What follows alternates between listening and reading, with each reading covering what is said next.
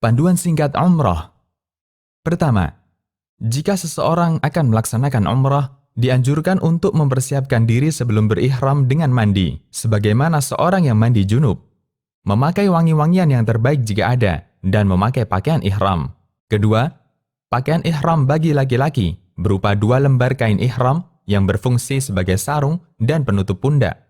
Adapun bagi wanita, ia memakai pakaian yang telah disyariatkan yang menutupi seluruh tubuhnya.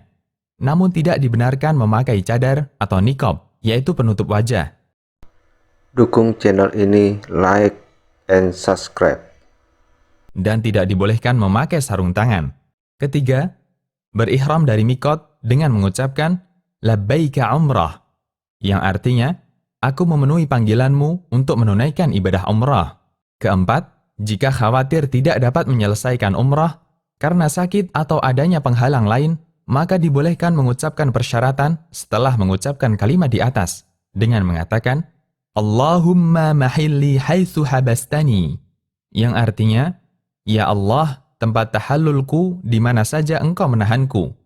Dengan mengucapkan persyaratan ini, baik dalam umrah maupun ketika haji, jika seseorang terhalang untuk menyempurnakan manasiknya, maka dia diperbolehkan bertahallul dan tidak wajib membayar dam, yaitu menyembelih seekor kambing. Kelima, tidak ada alat khusus untuk berihram, namun jika bertepatan dengan waktu salat wajib, maka salatlah lalu berihram setelah salat. Keenam, setelah mengucapkan talbiyah umrah, yaitu pada poin ketiga, dilanjutkan dengan membaca dan memperbanyak talbiyah berikut ini, sambil mengeraskan suara bagi laki-laki dan lirih bagi perempuan hingga tiba di Makkah. Labbaik Allahumma labbaik, labbaik la syarika laka labbaik, innal hamda wan ni'mata laka wal mulk la syarika lak, yang artinya, aku menjawab panggilanmu ya Allah, aku menjawab panggilanmu, aku menjawab panggilanmu, tiada sekutu bagimu, aku menjawab panggilanmu, sesungguhnya segala pujian, kenikmatan, dan kekuasaan hanya milikmu, tiada sekutu bagimu. Ketujuh, jika memungkinkan, seseorang dianjurkan untuk mandi sebelum masuk kota Mekah. Kedelapan, masuk Masjidil Haram dengan mendahulukan kaki kanan sambil membaca doa masuk masjid. Allahumma ftahli abwaba rahmatik, yang artinya, ya Allah, bukakanlah untukku pintu-pintu rahmatmu. Kesembilan, menuju ke Hajar Aswad, lalu menghadapnya sambil membaca Allahu Akbar atau Bismillah, Allahu Akbar, lalu mengusapnya dengan tangan dan menciumnya. Jika tidak memungkinkan untuk menciumnya, maka cukup dengan mengusapnya, lalu mencium tangan yang mengusap Hajar Aswad. Jika tidak memungkinkan untuk mengusapnya, maka cukup dengan memberi isyarat kepadanya dengan tangan, namun tidak mencium tangan yang memberi isyarat. Ini dilakukan pada setiap putaran tawaf. Kesepuluh, kemudian tawaf umrah 7 putaran, dimulai dari Hajar Aswad dan berakhir di Hajar Aswad pula, dan disunahkan berlari-lari kecil pada 3 putaran pertama, dan berjalan biasa pada 4 putaran terakhir. Ke-11, disunahkan pula mengusap rukun Yamani pada setiap putaran tawaf, namun tidak dianjurkan mencium rukun Yamani. Dan apabila tidak memungkinkan untuk mengusapnya, maka tidak perlu memberi isyarat dengan tangan.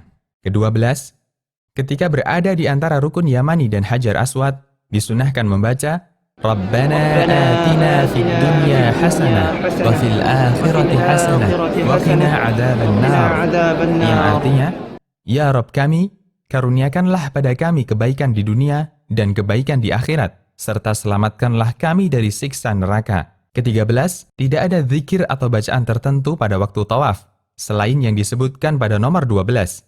Dan seseorang yang tawaf boleh membaca Al-Quran atau doa dan zikir yang ia suka. Ke-14, setelah tawaf, menutup kedua pundaknya, lalu menuju ke makam Ibrahim sambil membaca وَاتَّخِذُوا مِن مَقَامِ إِبْرَاهِيمَ مُصَلَّى, yang artinya, dan jadikanlah sebagian makam Ibrahim tempat salat. Ke-15, salat sunnah tawaf 2 rakaat di belakang makam Ibrahim. Pada rakaat pertama, setelah membaca surat Al-Fatihah, membaca surat Al-Kafirun. Dan pada rakaat kedua, setelah membaca Al-Fatihah, membaca surat Al-Ikhlas. Ke-16, setelah salat, disunahkan minum air zam-zam dan menyirami kepala dengannya.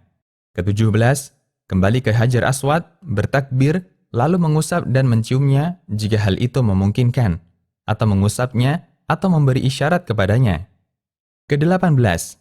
Kemudian menuju ke Bukit Safa untuk melaksanakan sa'i umrah, dan jika telah mendekati Safa, membaca Inna Safa wal Marwata min sya'airillah. Sesungguhnya Safa dan Marwah adalah sebagian dari syiar Allah. Lalu mengucapkan Nabda'u bima bada'allahu bih. Ke-19. Menaiki Bukit Safa, lalu menghadap ke arah Ka'bah hingga melihatnya, jika hal itu memungkinkan. Kemudian membaca Allahu Akbar, Allahu Akbar, Allahu Akbar. La ilaha illallah wahdahu la syarika lah.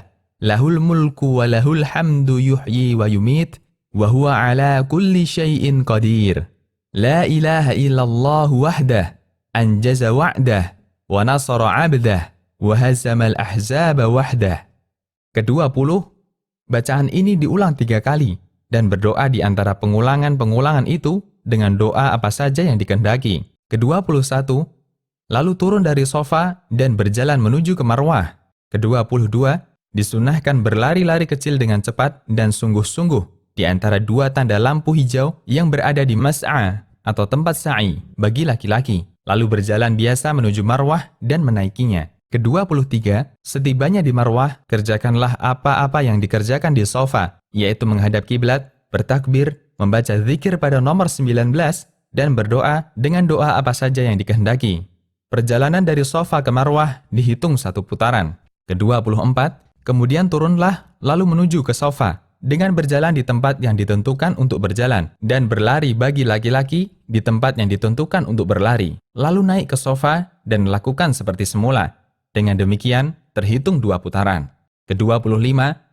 Lakukanlah hal ini sampai 7 kali dengan berakhir di Marwah. Ke-26. Ketika sa'i, tidak ada zikir-zikir tertentu. Maka boleh berzikir, berdoa, atau membaca bacaan-bacaan yang dikehendaki. Ke-27. Jika membaca doa ini, Allahumma ghfir warham, wa antal a'azzul akram, yang artinya, Ya Rabbku, ampunilah dan rahmatilah aku. Sesungguhnya engkaulah yang maha perkasa dan maha pemurah. Tidaklah mengapa, karena telah diriwayatkan dari Abdullah bin Mas'ud dan Abdullah bin Omar radhiyallahu anhuma, bahwasanya mereka membacanya ketika sa'i. Ke-28.